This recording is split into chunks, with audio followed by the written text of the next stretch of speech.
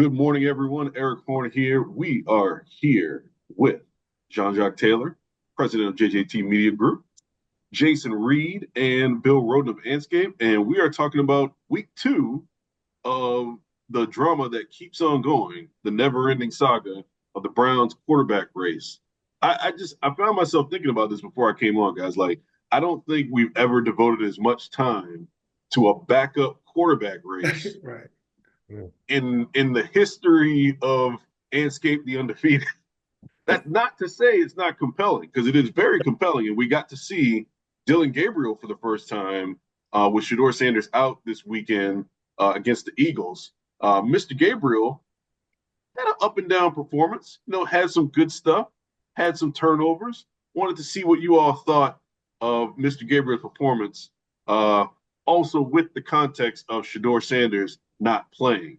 Who would like to go first? Who would like to give their thoughts on a Dillon Gabriel experience? Well, I mean, I thought he was fine for what he's supposed to do. I think he looked assertive out there. The moment didn't look too big for him. So that's always the first thing I look for, especially if you're not a top 10 first-round pick.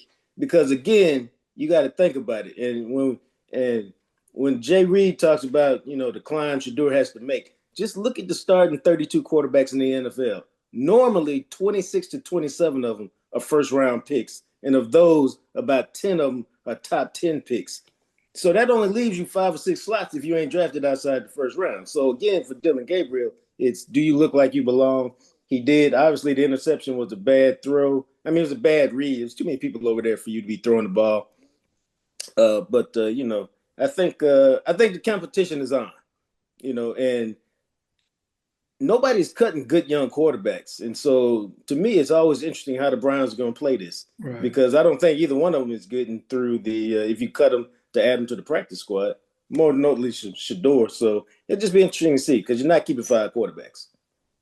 Mm-hmm. Yeah. I thought, and in fact, I know I was texting you guys that first drive, man, Gabriel looked great. He was, 3 of 3, 4 first downs. He was sure, knew what he was doing, know where the ball was going, which if you looked at him play at Oregon, it's not a total surprise. The guy has some athleticism to it. He's confident. He kind of knows what's going on. And I was thinking, man, if he keeps going at this rate, and then, of course, just as I was about to and I think, I forget which one of you text that you wonder, or maybe it's you, Jay Reid, were Shedeur supporters going to give this guy credit, which was a great question. And of course, just as you hit send, the guy rolls and throws into coverage. And not only just interception would have been okay, but remember what we said last week with Shedeur is please don't throw a pick 6, and sure enough, and the one thing I was thinking, I don't know what you guys think, I was thinking 2 things. Who sent the mime or the thing with the brother talking about what Jalen Hurts told him and said, do not play against the Eagles. He was telling Shedeur, do not play against the Eagles. That was cool. The thing is, we all know that if it would have been Shedeur who would have thrown that pick 6, it would have been over. It would have been over. And then follow that up with a fumble, a botch handoff, it would have been over. But I noticed, now you guys probably look at social media more than I do, I did not see an outpouring of killing Dillon Gabriel. I didn't see a whole outpouring of social media about this guy doesn't belong and all that. But if Shedeur had thrown that interception and done the botch handoff, we'd have been having a whole different conversation. But to answer your question, I thought that Dillon Gabriel, in other words, he wasn't a stiff. He wasn't a stiff. So, like you said, man, the competition is on. And well, go ahead. No, Bill, finish your thought. Yeah. Well, we could go into the other part about him making a comment about I'm a competitor, I'm not an entertainer. We could chop that up later because I'm like, man, why are you gonna go there? Yes, we will. First of all, that was a great thing that someone said. I can't take credit for it, Bill. It wasn't me. Maybe it was JJT or Erik or someone else. But I'll take the credit. Okay, yeah, because it wasn't me, but I think it was a great comment. Look, I go back to what JJT said. When you cover the NFL for a long time, the first thing you look at with a quarterback is, especially a guy who's not a first round pick, is the moment too big for him? Is he incapable of, forget how the passes look? Can he command the huddle? Can he get them into what they're trying to run in terms of their plays? Is there miscommunication? Does he look rattled, before the snap is even thrown? And from that standpoint, again, I mean, I agree with JJT said. The moment didn't seem too big for him. Yeah, he threw a pick six. I get that. But overall, you'd have to say that my guess is that when they look at the film, yeah, I'm sure there's a lot of things he did wrong that we didn't see. But Stefanski and his staff are probably going to be, what was he, a third round draft pick? This was his first start. He had been hurt. On balance, I think it was a pretty good showing. Right. You know, I think the belief is that, we went into this thinking that Flacco's probably going to be the starter. And once they are out of contention, or, once it looks like, if Flacco just is even older on the field than he is chronologically, then they give one of these young quarterbacks a chance. I'd be surprised if it were Kenny Pickett. I think we all would be. So, maybe they carry both of them. I mean, at this point, I don't know if you guys saw the video of the Browns GM complimenting Shedeur Right. after the first game, and it wasn't like, look, Berry wasn't doing backflips, like Andrew Berry, the GM, wasn't doing backflips. Shedeur, he wasn't perfect, but I thought the video was kind of telling from the standpoint he did go up to the young man and say, "Look, you had a good game," and so when you look at it now, yeah, Dillon Gabriel did probably, pick six aside, probably what you'd expect from a kid in his first start, Right. not a number one draft pick. Shedeur impressed. It was a fifth round draft pick.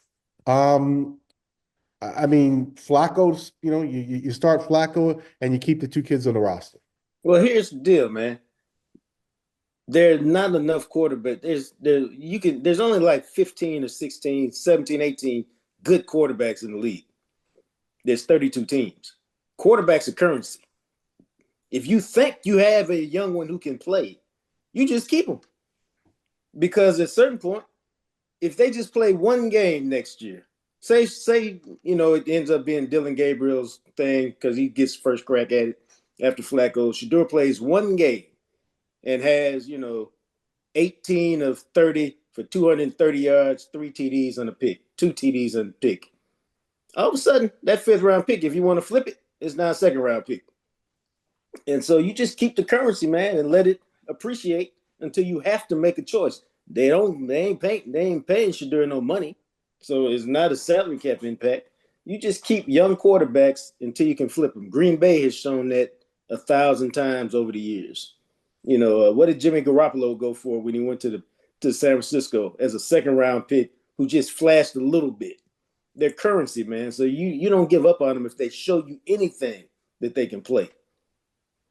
Yeah, that's an interesting point, JJT. Just the notion that I think we came into this with the idea that, okay, either Shedeur's a starter or he's not. And what if they just keep him for a couple of years and he just grows into a professional NFL quarterback that eventually becomes a starter, but is not a starter right out the gate? There's nothing wrong with that. It's okay. He can be a Geno Smith. Right. As long as he doesn't become a social media distraction. Right. And that's been the thing about Shedeur is, no, these NFL teams don't want celebrity backup quarterbacks. Mm-hmm. That's like a universal rule throughout the league. No celebrity backup quarterbacks. That's one of the things that there were other factors, obviously, but that's one of the things that hurt Colin Kaepernick was that, the teams, and I had people tell me this, whenever there was some social media injustice that happened, and every reporter from not just sports sections, but the opinion sections and news sections descended upon his locker, like it's whatever anybody feels about it, that is the opinion league. You don't want celebrity backup quarterbacks. Now, having said that, Shedeur had a good performance in that first performance, and if he's not causing distractions, or I should say, if the environment around him, because it might not be necessarily anything he even did, but just his presence. If the environment around him doesn't cause distractions, and he had that first showing, maybe they do keep three. I mean, maybe they do keep Flacco and him and Dillon Gabriel. Yeah, but it's a great. The thing I was thinking is it's a great problem for the Browns to have finally, because clearly they both can play. I mean, they both can play. It wasn't like you saw two. Oh man, this guy, man, let's cut him. I think they've got, and I know they've got one more game to play. So clearly, it's a good problem for them to have, and it seems like Pickett might be the odd person out. You just have to kind of weigh. You almost have to go in with a certainty that Flacco at some point is either going to get hurt or is going to fade.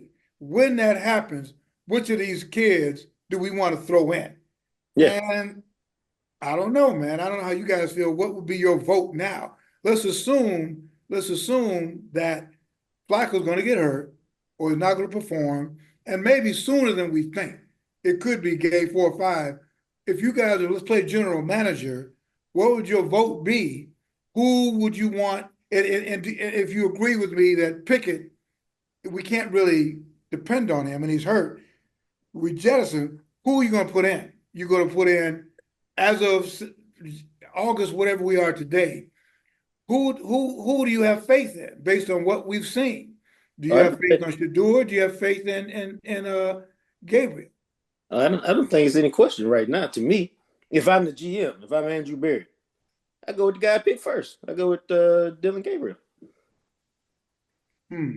He's my 3rd round pick. I give him the first crack. He gets the first opportunity. Yeah, I would say this. I do like the way that Dillon Gabriel gets the ball out of his hands quickly.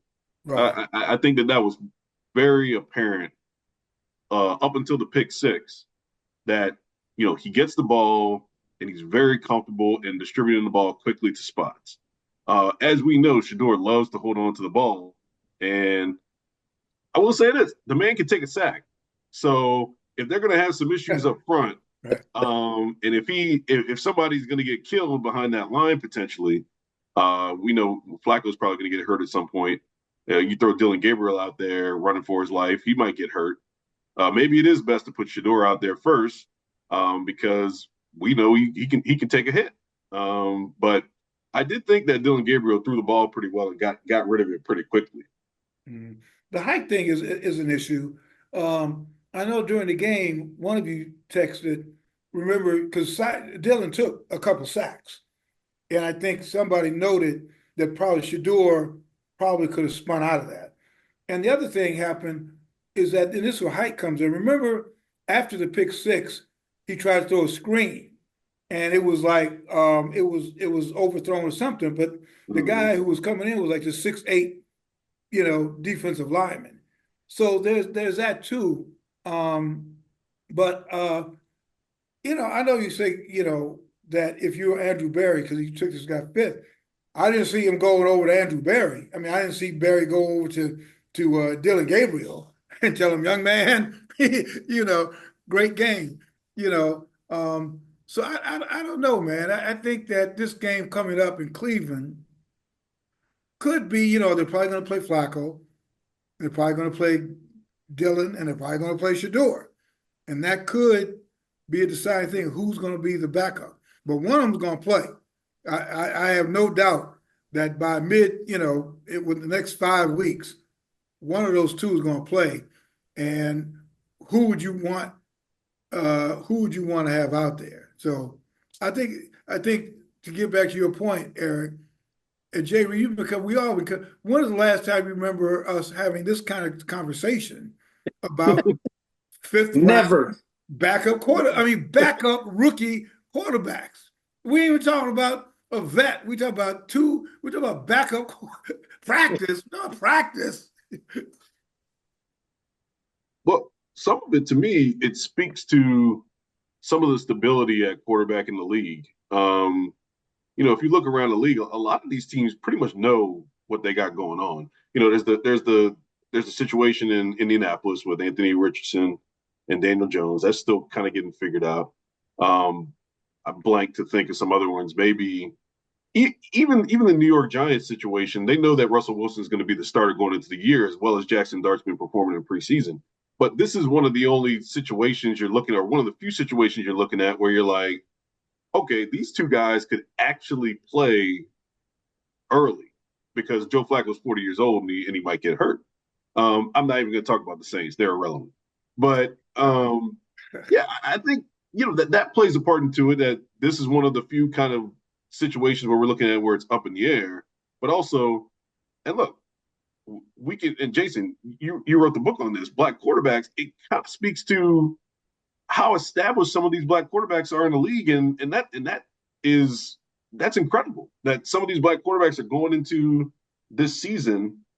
Even a guy like a Kyler Murray, who we've had questions about, like, okay, can he stay durable? Can he be consistent? There are no questions about him being the starter in Arizona going into this year. So you don't have to play these guys as much, and you have stability at these positions.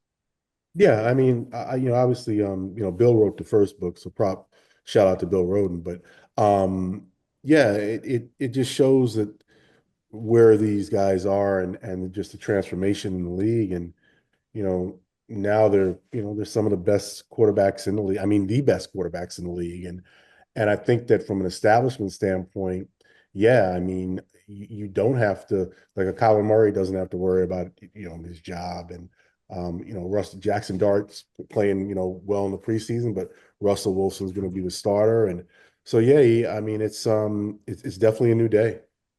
The thing that stood out to me about this whole thing was the relationship, that thing that went viral when Shedeur got hurt, about his relationship with Jalen Hurts, because I think that may have been one of the most important.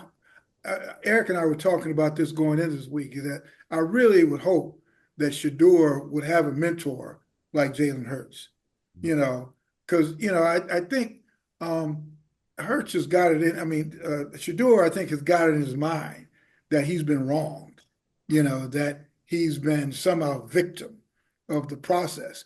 And I think a guy like Hurts could tell him, man, you don't even know about a steep mountain to climb. I've climbed a steep mountain, and it's been public. And you've been around Hurts. He's the guy that doesn't say a lot of stuff, but when he says some stuff, as opposed to Shedeur, who's saying stuff all the time, all the time, and Hurts, I'm not sure what that 30-minute conversation was like, but I hope it's one of those things, given the conversation, the fact that Shedeur was hurt and may have, in all of our lives, there's sometimes you're more predisposed to listen than at other times. And sometimes you really open to listen. I think this is one of those times when Shedeur is open to listen, and particularly listening to a guy like that. And I don't know what they said, but I hope it changed his perspective about the business of the game, about, listen, man, I don't even know if Shedeur thinks about the history of Black quarterbacks. If you ask me now, I'd say, probably not. Where I think Jalen Hurts is really, he understands the history, he understands his place in the history, and he understands the importance of handing back to another generation. And so that, to me, was the takeaway from this week, that Shedeur hooked up with a guy like Hurts. I hope the relationship continues, and I just hope it just changes his perspective. Man, remember after the Carolina game, a day later, Nike had a commercial, about Shedeur. And I'm like, come on, man, I know it's out of his hands, but stop it. Could you just stop it? So.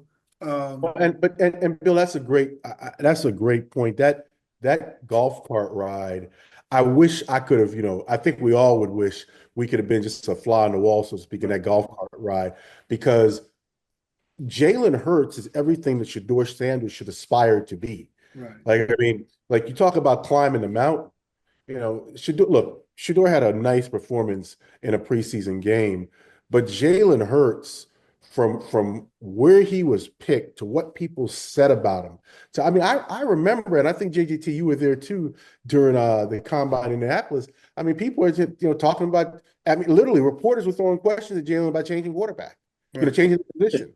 And he handled it all so well. And it's like, Bill, you're saying, Jalen doesn't say a lot. Right. But when he says something, and and he made a point after that Super Bowl, like, hey, it came through. Like, all you people didn't think I could do this, but Right. my process, I knew I could do this, and I do hope that Shedeur. Here's the thing we know for sure. Jalen Hurts, because we know who he is, he said something to Shedeur during that golf cart that just wasn't about, hey man, I hope you feel better. Right. Like he definitely said something to him. I hope Shedeur heard it. Right. Right.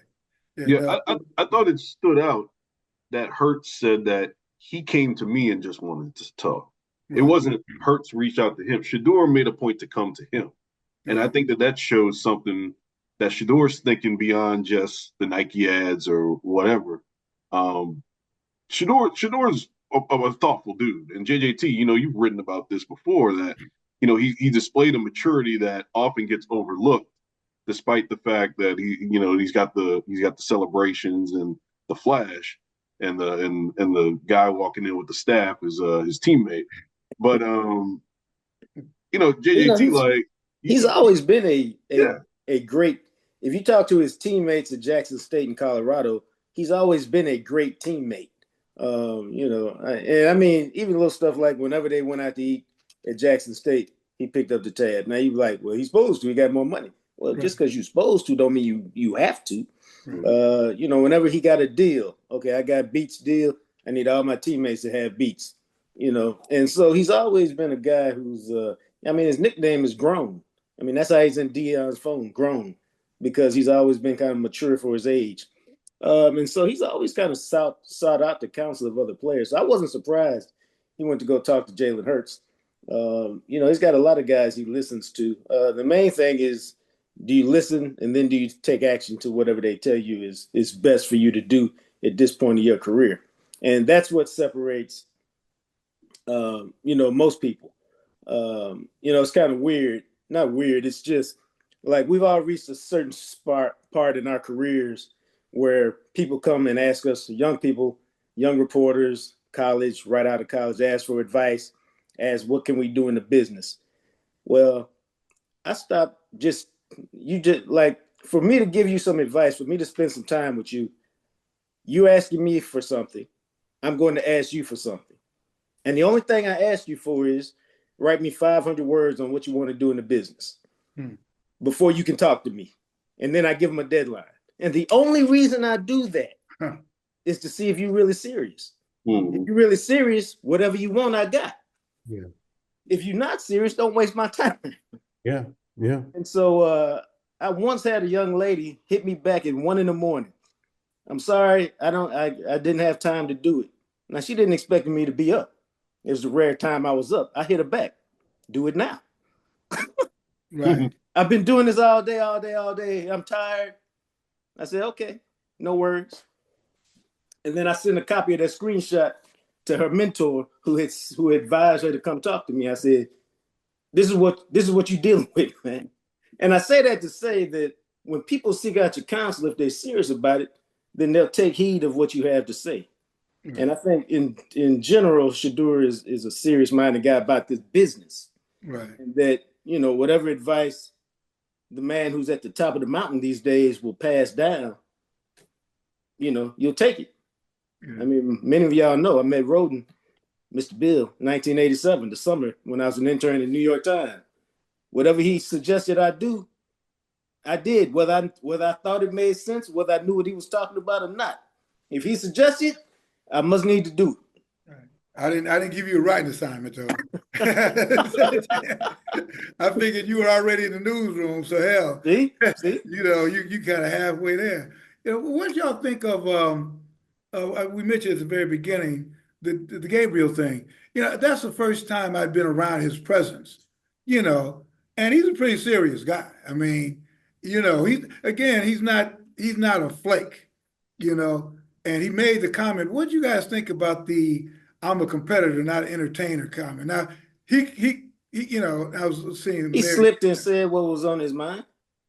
Like, you can't beat Dillon Gabriel, I would think. You doing your thing. You the 3rd round pick.